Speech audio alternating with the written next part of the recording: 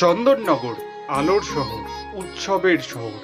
আর এই শহরের আত্মায় যেন লুকিয়ে আছে তিন মায়ের ভক্তি, আদিমা, মেজমা আর রানীমা। তিন মায়ের তিন ইতিহাস আর তিন অমর ঐতিহ্য। প্রথমেই আসি আদি মায়ের কথায়। চন্দননগরের সবচেয়ে পুরনো জগদ্ধাত্রী তিনি। চাউলপট্টি এলাকায় প্রায় ৩০০ বছরেরও বেশি সময় ধরে পূজিত হয়ে আসছেন এই দেবী। আর এই পুজো করেছিলেন ইন্দ্রনারায়ণ চৌধুরী নামের এক চাল ব্যবসায়ী।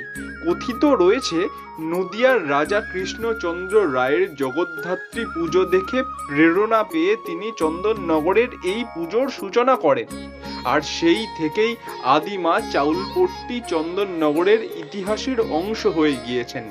এখানে আজও প্রতিটি রীতিনীতি চলছে পুরনো রীতিতেই। ৪ দিন ধরে মায়ের পুজো হয় এখানে। এখানে দেবীর বাহন সিংহের রং সাদা হলেও অন্য জায়গায় সিংহের রং কিন্তু পীত বর্ণের বা হলুদ রঙের। এই পুজোয় ধুনো পোড়ানো হয়, ভোগ বিতরণ করা হয়, দণ্ডি কাটা হয়, সব কিছুই করা হয়। রূপের নিরিখেও ভিন্ন এই প্রতিমা। নিজস্ব ঘাট আছে, আপনারা দেখছেন মণ্ডপের বাম দিকে যে রাস্তাটি, এই রাস্তাটা আপনার সোজা গেছে গঙ্গার ঘাটে। ওই ঘাটে হচ্ছে আমাদের নিজস্ব ঘাট।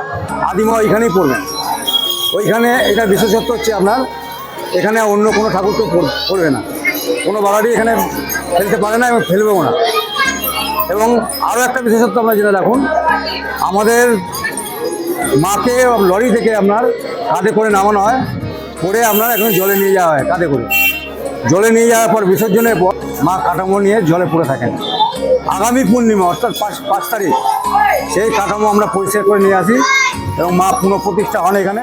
এরপরে চলে আসি মেজ মায়ের কথায়, যাকে চন্দননগরের মাঝারি বয়সীর ঐতিহ্যের প্রতীক বলা হয়। ২৬০ বছরের পুরনো এই পুজো শুরু হয়েছিল এক ব্যবসায়ী পরিবারের উদ্যোগে। এখানে প্রতিমা তেমন বড় নয়, কিন্তু রূপে ও ভক্তিতে অসীম গভীরতা রয়েছে এই মেজ মায়ের। মেজমা আজও চন্দননগরের মানুষের পারিবারিক পুজো, যেখানে মা আর ভক্তের বন্ধন একদমই ঘনিষ্ঠ। চন্দননগরের লক্ষ্মীগঞ্জ কাপড়পট্টির এই জগদ্ধাত্রী পুজো দেখতে আজও দূর দূরান্ত থেকে আসেন অগণিত ভক্ত। আর সবশেষে যেটা না বললেই নয়, রানী মায়ের কথা। চন্দননগরের সবচেয়ে উচ্চতম জগদ্ধাত্রী তিনি।